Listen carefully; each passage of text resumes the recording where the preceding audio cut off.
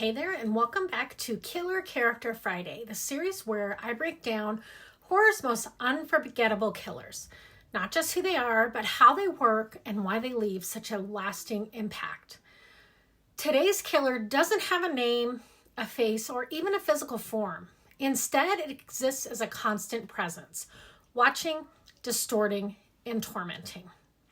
I'm talking about the hallucinations in Jacob's Ladder, one of the most unsettling antagonistic forces in psychological horror. Most horror killers are defined by form: a mask, a weapon, a silhouette. The hallucinations in Jacob's Ladder defy that completely. They appear suddenly, they vanish just as fast, and they never follow consistent rules. That unpredictability is what gives them power. Jacob never knows when they'll appear, what they'll look like, or whether anyone else can see them. The threat isn't attack, it's erosion.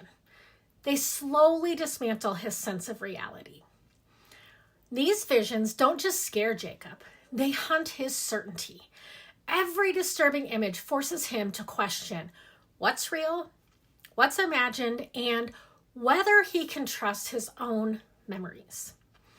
The hallucinations function like predators that don't kill outright. They weaken, confuse, and isolate.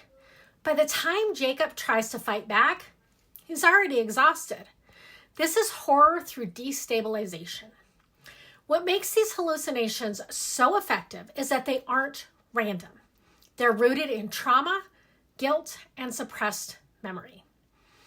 The film externalizes Jacob's internal struggle, turning his emotional pain into visual horror.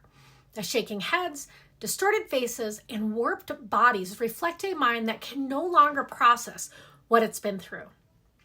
The killer here isn't insanity. It's unresolved trauma demanding to be acknowledged. Jacob tries everything: doctors, medication, relationships, and logic.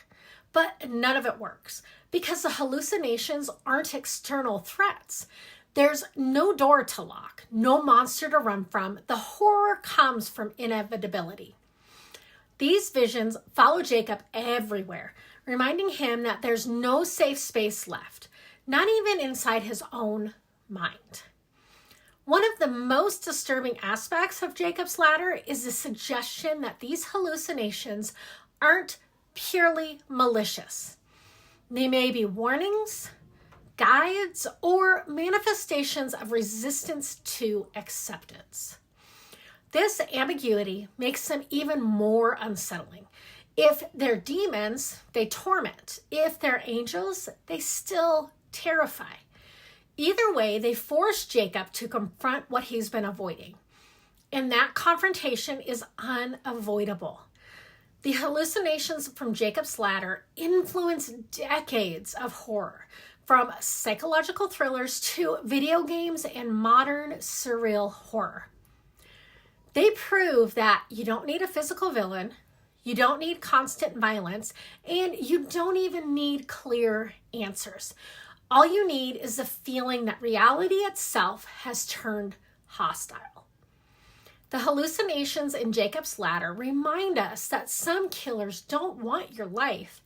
They want your certainty. And once that's gone, fear does the rest.